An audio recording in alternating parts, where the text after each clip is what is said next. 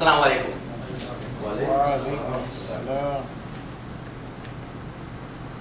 کیا ہم سب نہیں چاہتے کہ ہمارے چہروں پر مسکراہٹ رقص کرتی رہے؟ کچھ اسی طرح کا آغاز کیا تھا جناب شیخ زاہد صاحب نے ایریا 32 کے مقابلے میں. بات آج کچھ وہی ہے لیکن نسخہ مختلف ہے, اور یہ نسخہ ہے شخصیت سازی کے ماہر لیس براؤن کا. جرمنی میں کی گئی ایک ریسرچ کے مطابق 33% سے زیادہ ہارٹ اٹیک یعنی دل کے دورے پیر کے دن صبح کی ساعتوں میں پڑتے ہیں.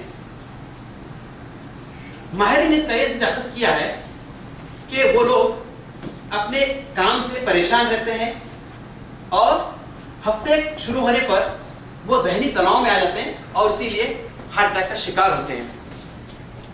اکثر ان میں سے وہ لوگ ہیں جو چنگل سے نکلنے کے بجائے اندر ہی اندر گھٹتے رہتے ہیں. کوئی اپنی قسمت کو دوش دیتا ہے تو کوئی اپنے حالات کو, کوئی اپنے مینیجر کو مورد الزام ٹھہراتا ہے تو کوئی اپنے ساتھیوں کو. ان کی مثال ایک واقعے سے دی جا سکتی ہے. ایک شخص تھا, وہ روز ورزش کے لیے دوڑتا تھا اور اکثر کتے بھونکتے تھے, لیکن اس نے دیکھا کہ ایک کتا کراہتے رہتا ہے. کچھ روز بعد وہ اس کے مالک کے پاس پہنچ گیا اور اسے پوچھنے لگا کہ بھائی آپ کا کتا کیوں کرا رہا ہے؟ تو اس کے مالک نے جواب دیا, بات دراصل یہ ہے کہ وہ ایک کیلے پر لیٹا ہوا ہے. اس شخص کو بڑا تعجب ہوا. اس نے پوچھا کہ پھر وہاں سے اٹھ کیوں نہیں جاتا؟ تو مالک نے پھر جواب دیا کہ جب درد کی شدت ناقابل برداشت ہو جائے گی تو شاید اس کو اس بات کا احساس ہوگا اور وہ وہاں سے اٹھ جائے گا. کیا آپ جانتے ہیں کہ ہمارا سب سے بڑا دشمن کون ہے؟ جناب بذات خود ہمارا اندرونی خوف, جسے لیس براؤن انٹرنل کنورزیشن یعنی اندرونی مذاکرات کا نام دیتا ہے. جب بھی ہم کوئی نیا منصوبہ یا نئے کام کی طرف آگے بڑھتے ہیں, اندرونی مذاکرات شروع ہو جاتے ہیں اور ہمارے سامنے سوالات کا انبار لگا دیتے ہیں. اور آپ کیا جانتے ہیں کہ آج دنیا میں خزانے کہاں پر ہے؟ یہ سونے کی اور ہیرے کی کانوں میں نہیں ہے, یہ مدفون ہے قبرستانوں میں. ہزاروں بلکہ لاکھوں لوگ اپنے خیالات, اپنے افکار اور اپنے مشاہدات کو ایجاد کی شکل نہیں دے سکے, انہیں عملی جامہ نہیں پہنا سکے, کیونکہ وہ اندرونی خوف پر قابو نہیں پا سکے. علامہ اقبال نے کہا تھا, حیات کیا ہے؟ خیال و نظر کی مجذوبی. دوسرا مصرع ملاحظہ کیجئے, خودی کی موت ہے اندیشہ ہائے گونا گو. خودی کی موت ہے اندیشہ ہائے گونا گو. لیس براؤن پھر اپنا ہی واقعہ بیان کرتا ہے اور کہتا ہے کہ ایک دن وہ زگ زیگلر کو سن رہا تھا. زگ زیگلر اپنے زمانے کا مشہور و معروف شخصیت سازی کا ماہر تھا. اس کا پچھلے دنوں انتقال ہوا ہے اور لیس براؤن نے سوچا کہ میں بھی اسی کی طرح بول سکتا ہوں اور $5,000 فی گھنٹہ کما سکتا ہوں. اس زمانے کی بات ہے, لیکن آج جناب بھائی صاحب نے بتایا کہ ہلیری کلنٹن جو ہے نا $1 گھنٹے کی $2 لیتی ہے. تو اس نے سوچا کہ میں بھی کر سکتا ہوں. لیکن جب وہ باہر نکلا تو وہی اندرونی مذاکرات اس کے ساتھ بھی شروع ہو گئے کہ تو یہ کام کیسے کر سکتا ہے؟ نہ تو تیرے پاس کوئی کالج کی ڈگری ہے اور نہ ہی تجربہ اور نہ ہی اثر و رسوخ, اور ہم جانتے ہیں کہ وہ یہ کام آج بخوبی کر رہا ہے.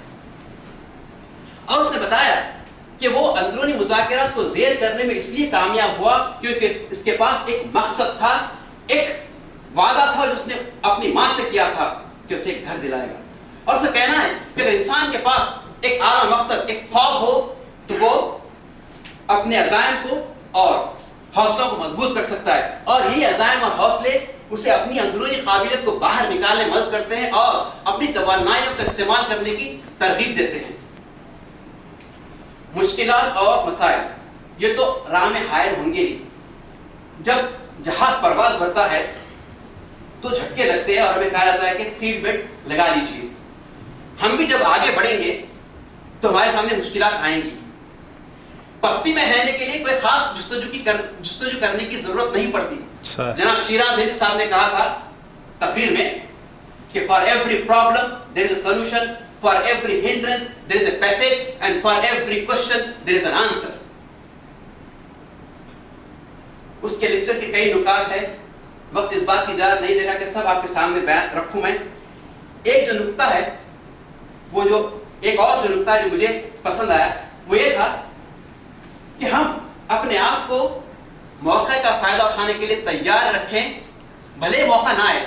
ये ज्यादा बेहतर है कि मौका आए और हम रहे खाली हाथ। लेस ब्राउन को धुन सवार थी रेडियो जॉकी बनने की, और वो दिन रात मशक करता था अपने साथियों के साथ। जब उसे इस बात का अंदाजा हुआ कि वो एक काम कर सकता है, तो वो रेडियो स्टेशन पहुंच गया। चूंकि उसके पास फिर कॉलेज की डिग्री और तजुर्बा नहीं था, इसलिए वहां पर उसे अफसरान ने काम देने से इनकार किया। लेकिन उसने हिम्मत नहीं हारी, वो रोज चला जाता और पूछता मेरे कोई काम है। एक दिन शायद तंग आकर मैनेजर ने उसे शोफर यानी ड्राइवर की नौकरी दे दी। उस वक्त उसके पास लाइसेंस भी नहीं था, उसने बताया। और वो वहां पर जो म्यूजिक के आलात थे उस पर उसको देखना शुरू किया और वहां के तौर तरीके सीखे। जावेद अली खान साहब ने कहा था कि खुदा उसकी मदद करता है जो खुद अपनी मदद करता है। शायद उसके साथ भी ऐसा ही हुआ। एक रोज जो वहां का रेडियो जॉकी था, वो नशे में धुत होकर ढेर हो गया। इंचार्ज के पास कोई और चारा नहीं था सिवाय इसके कि लेस ब्राउन से कहे कि थोड़ी देर के लिए रेडियो जॉकी बन जाए। फिर क्या था जनाब, उसने मौके को गनीमत जाना और जो मश्क की थी वो सब आजमा ली। फिर पीछे मुड़कर नहीं देखा। अगर खुलासे में उस लेक्चर को देखें तो दो बात बहुत जरूरी है।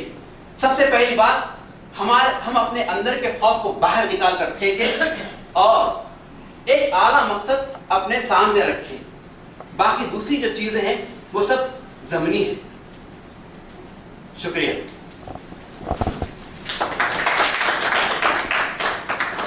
The title of the speech is One